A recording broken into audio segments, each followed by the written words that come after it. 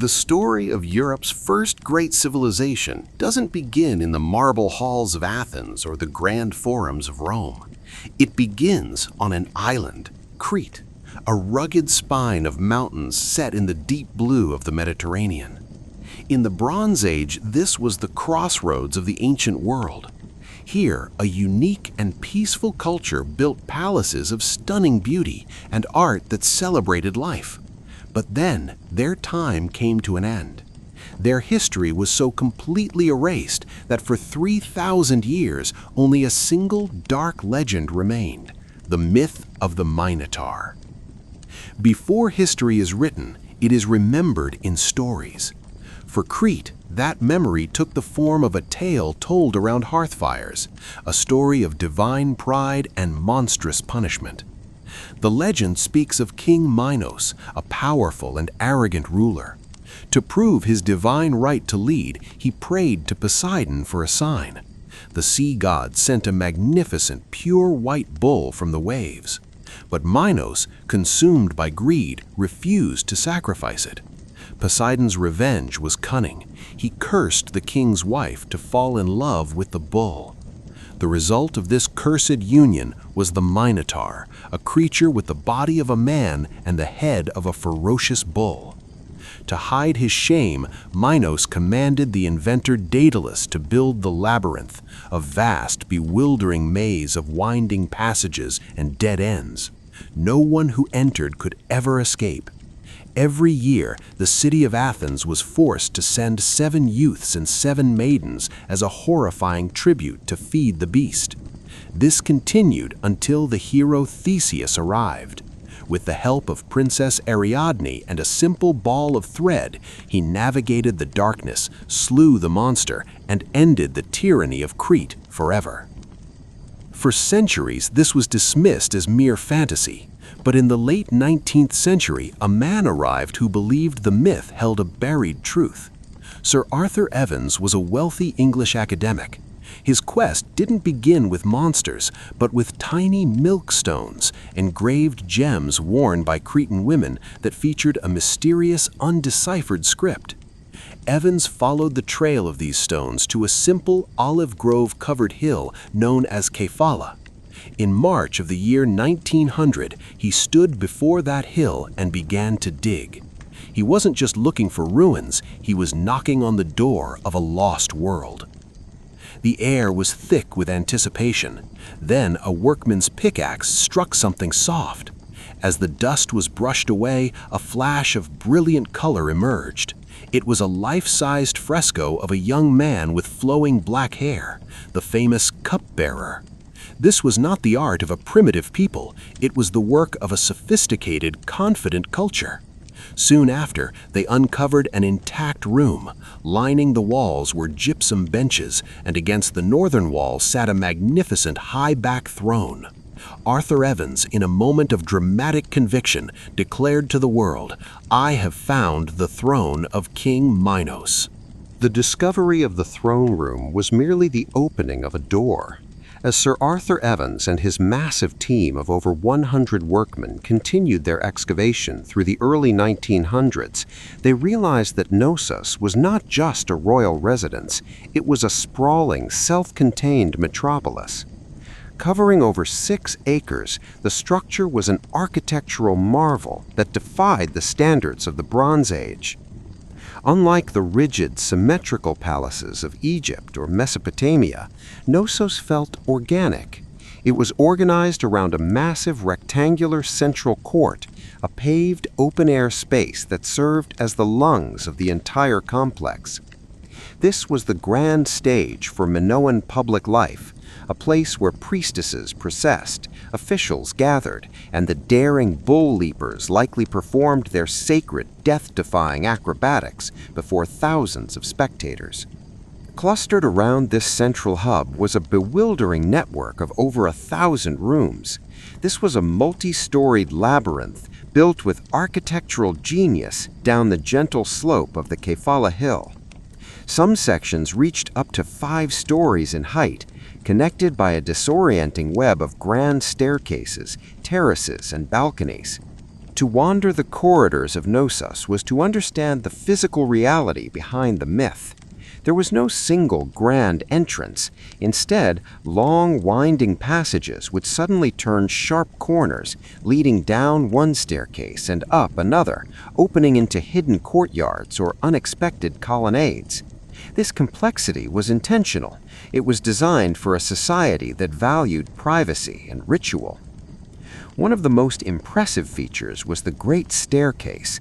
It was a masterpiece of engineering, descending multiple levels into the lavish residential quarters. To keep the deep interior rooms from being dark and suffocating, the Minoans invented the light well, open-air shafts that funneled sunlight and fresh air into the very heart of the massive stone structure. As the full scale of the palace was revealed, archaeologists were confronted with a profound mystery. In an age defined by brutal warfare, where the Hittites, Egyptians, and later the Mycenaeans built colossal ramparts and defensive towers, the Minoan palaces were conspicuously missing one thing: walls. There were no great fortifications at Knossos. This absence was not an oversight, it was a statement of unparalleled power. The Minoans were the masters of the sea. Their security was guaranteed by a massive and sophisticated navy. Their fleet was their true wall, a flexible, proactive defense that intercepted any potential invader long before they could reach the shores of Crete. This Pax Minoica, or Minoan peace, allowed them to invest their resources not in grim military defenses, but in magnificent art, advanced plumbing, and trade. While the rest of the ancient world lived in fear behind stone ramparts, the Minoans lived in open, light-filled palaces, looking out toward the horizon. In the residential wing, Evans uncovered what he called the domestic quarter. Here, the level of luxury was staggering for a civilization that existed 3,500 years ago. The Queen's Megaron featured the famous dolphin fresco, where blue dolphins leaped through a stylized sea. Even more shocking was the engineering hidden beneath the floors. The Minoans had developed an advanced drainage system using tapered terracotta pipes that fit together perfectly. They had flushing toilets, stone bathtubs, and a complex sewage system that wouldn't be seen again in Europe for another 2 millennia. This focus on hygiene and comfort suggests a society that prioritized the quality of life and the mastery of their environment. To the west of the central court lay the long magazines. These were narrow, stone-lined storage rooms that housed the wealth of the empire. Evans found hundreds of giant clay jars, or pithoi, some standing over 6 feet tall. These jars were capable of storing over 200,000 gallons of olive oil, wine, and grain. This was the economic heart of the palace, a redistribution center where the bounty of the Cretan countryside was collected, taxed, and then exported across the Mediterranean. This was evidence of a powerful bureaucracy of scribes and officials who oversaw a vast trading empire. Everywhere Evans looked, he saw a recurring symbol carved into the great stone blocks, the labrys, or double-headed axe. This was a sacred religious symbol associated with the power of the earth and the mother goddess. Evans made a brilliant intellectual leap. He connected the word labrys to the mythical labyrinth. He proposed that the labyrinth was not just a maze from a story. Its name literally meant the Palace of the Double Axe. The structure itself, with its disorienting corridors, its 1,000 rooms, and its sacred bull symbolism, was the maze.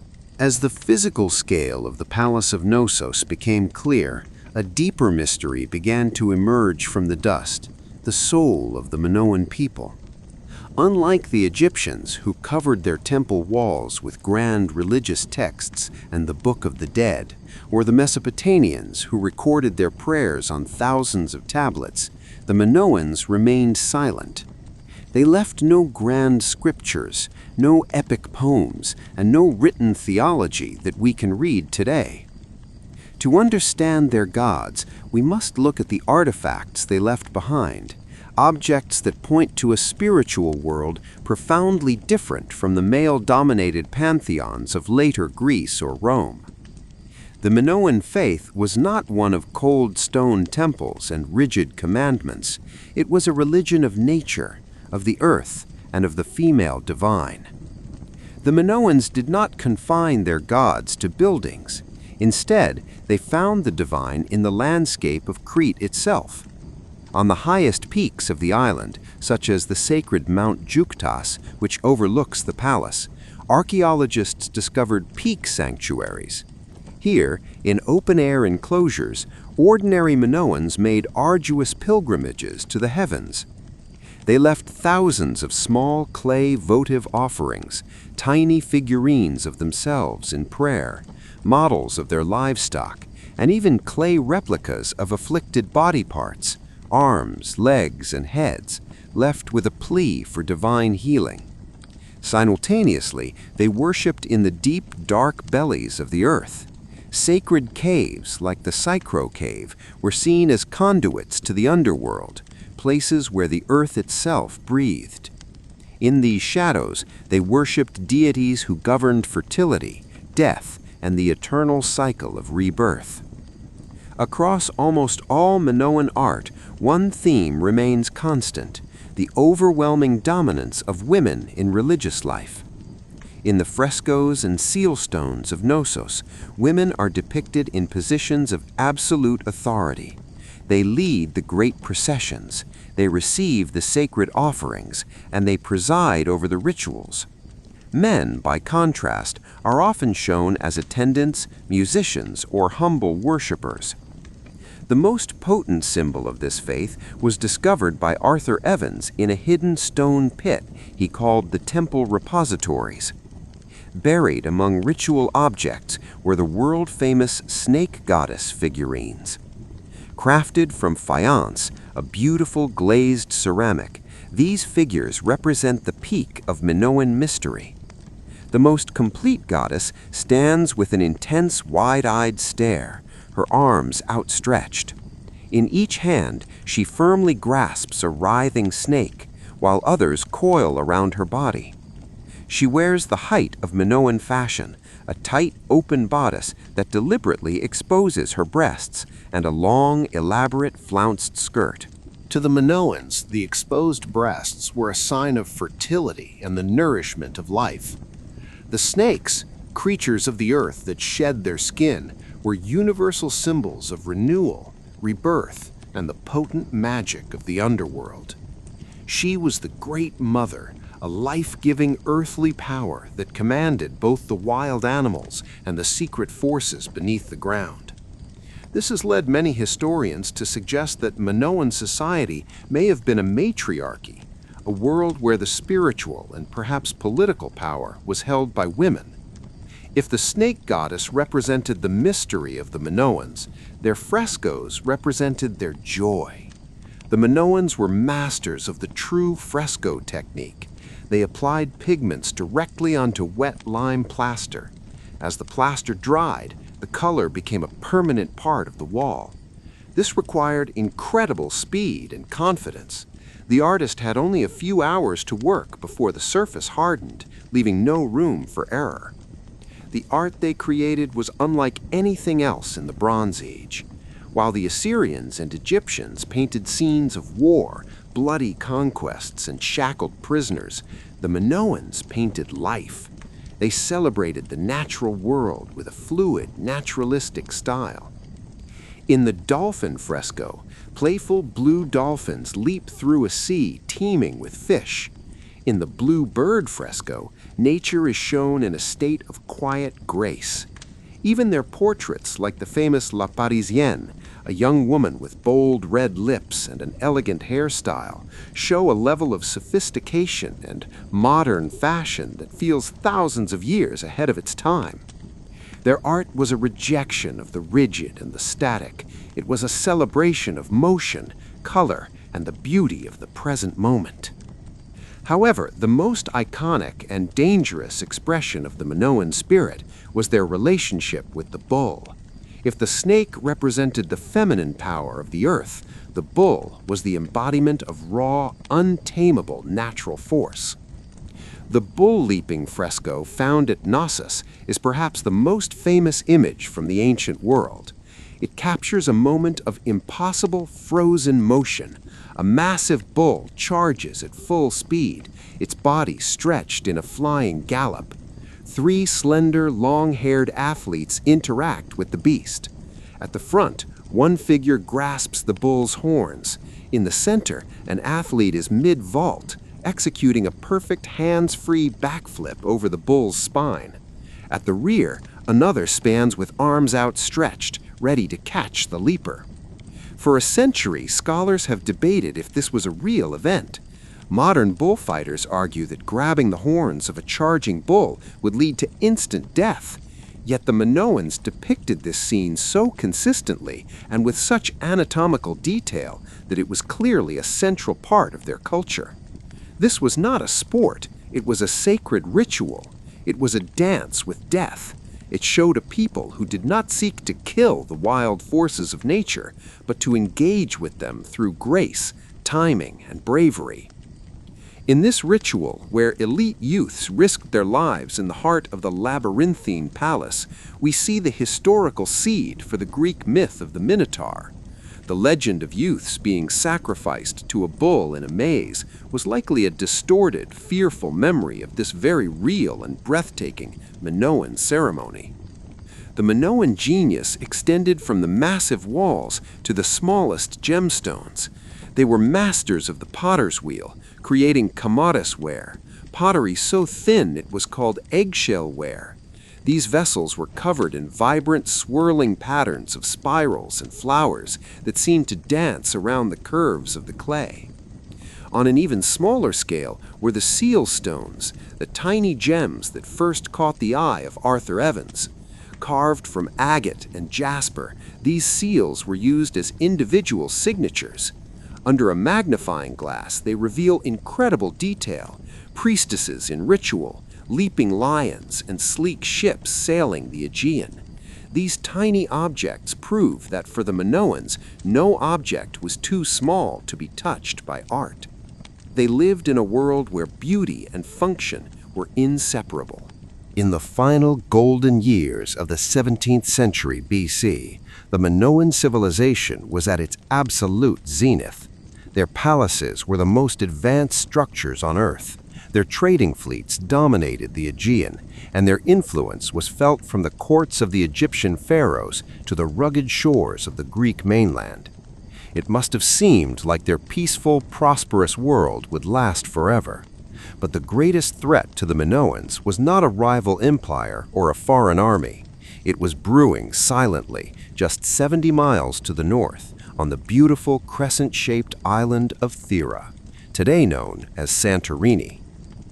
Thera was a jewel in the Minoan trading network, home to the bustling city of Akrotiri. But the island was a sleeping giant, a massive volcano. Around 1600 BC, the earth began to scream. A series of violent earthquakes served as a final warning. Archaeological evidence shows that the people of Akrotiri fled, taking their most precious belongings, but they could not have imagined the scale of the destruction that was about to be unleashed. The eruption of Thera was one of the most violent volcanic events in human history, many times more powerful than the eruption of Krakatoa. With a cataclysmic roar that shattered the silence of the Bronze Age, the mountain blew itself apart. A colossal pillar of black ash and superheated gas was blasted 30 miles into the stratosphere, blotting out the sun.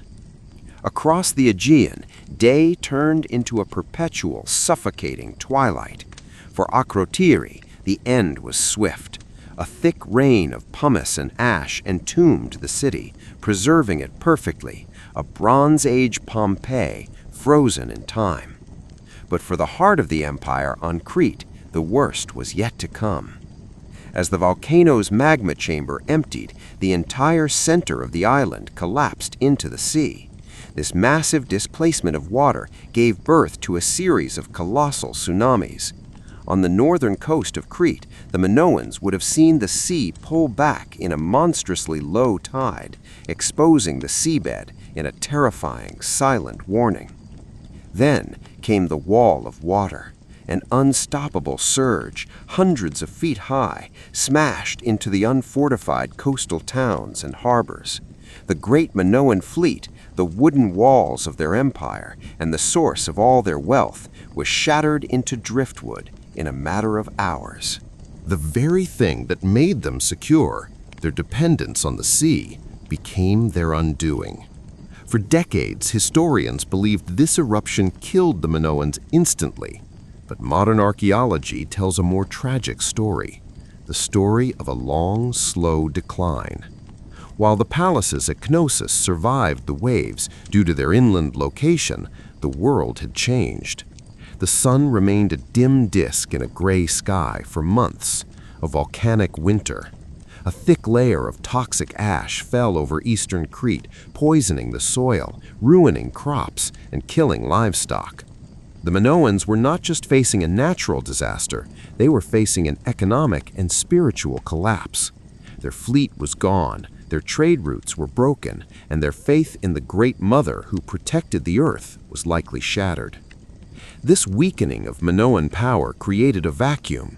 From the Greek mainland, the younger, more aggressive and militaristic Mycenaean civilization saw an opportunity. Around 1450 BC, the Mycenaeans arrived in force. They did not come as traders, but as conquerors. They took control of the palace at Knossos, turning the once peaceful center into a military headquarters. We know this because of the Linear B tablets. While the Minoans' native script, Linear A, remains undeciphered and silent, the later tablets found in the ruins were written in an early form of Greek. The Mycenaeans had moved in, bringing their gods of war and their patriarchal systems to replace the world of the snake goddess. The end came finally around 1375 BC. A catastrophic fire, far more intense than any before, tore through the Palace of Knossos. The grand staircase collapsed, the magnificent frescoes were blackened by soot, and the great red columns were consumed by flames. Whether this was a native Minoan rebellion against their Greek masters or a rival Mycenaean invasion, the result was definitive. The palace was never rebuilt. The labyrinth was abandoned to the dust and the olive trees. The centralized power that had governed the Aegean for over 1,000 years vanished from history, leaving behind only echoes and whispers. The Minoans did not disappear completely. They lived on in the DNA of Western civilization. The Mycenaeans absorbed their art, their architecture, and their engineering. The stories of the later Greeks, of King Minos, of the inventor Daedalus, and of the labyrinth were the distorted, dreamlike memories of this lost golden age. Today, when we walk through the reconstructed ruins of Knossos or look into the wide eyes of the snake goddess in the Heraclean Museum, we are looking at the very roots of our world. The Minoans remind us that a civilization can be built on beauty, trade, and a connection to nature rather than just war. They remain a silent civilization, their language unread, their prayers unknown, but their vibrant art and sprawling palaces speak for them. They were the first great chapter of the European story, a world of light and color that eventually sank into the shadows of myth, waiting 3,000 years for a man with a spade to bring them back to life.